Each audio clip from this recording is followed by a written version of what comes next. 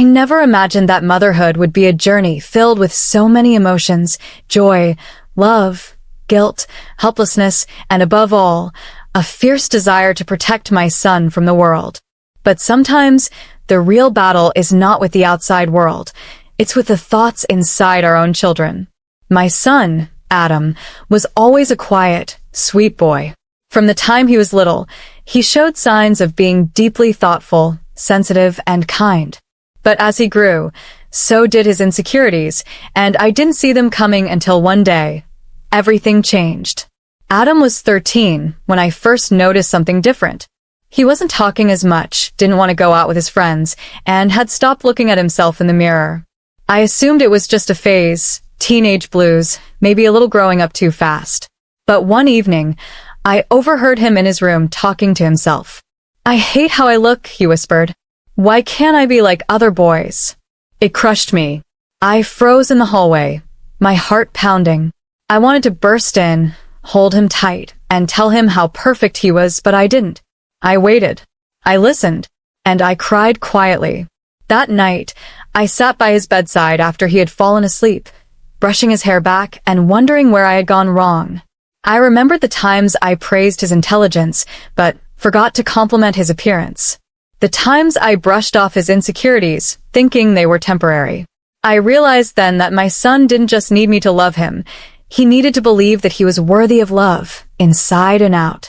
The next morning, I decided I would not let this continue. I packed his lunch with a note inside, a simple, "You're handsome, kind, and enough." When he came back from school, he hugged me quietly. He didn't say anything, but his eyes were soft. That was the beginning. I started doing little things, leaving sticky notes on the mirror with affirmations, having self-esteem talks over dinner, and even sharing with him stories of my own teenage struggles. I showed him photos of me with braces and frizzy hair.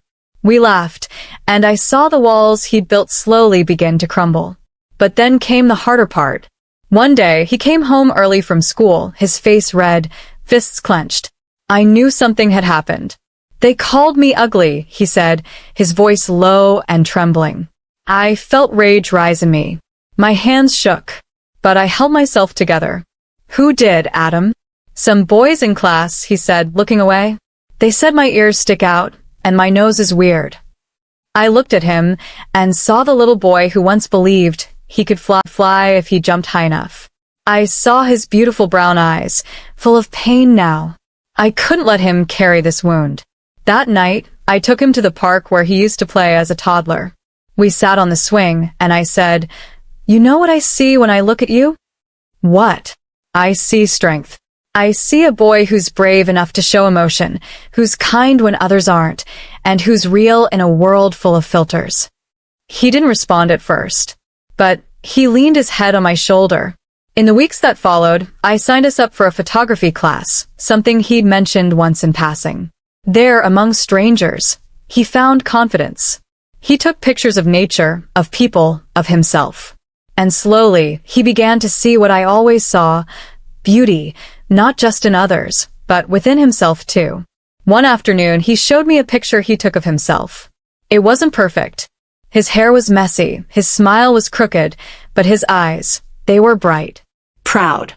Alive. "I think I like this one," he said. I couldn't stop my tears. "I do too, sweetheart." From then on, things improved. Adam started writing a blog about teen self-esteem, using a pen name. He shared his journey, his photos, his struggles. And people responded, young boys and girls thanking him for being honest, for being vulnerable. One day, he told me something that made everything worth it. "You know, Mom, I don't think I hate how I look anymore. I think I just hated how I felt. And you helped me feel okay." My heart swelled. I hugged him tightly, whispering, "You were always more than okay. You were always enough." Years later, Adam gave a speech at his school before graduating.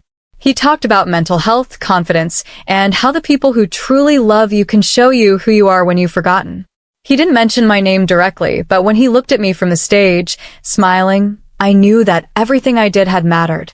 Sometimes, it's not grand gestures that change lives, but quiet love, spoken consistently. I didn't rescue my son from the world. I helped him rescue himself. And that changed everything.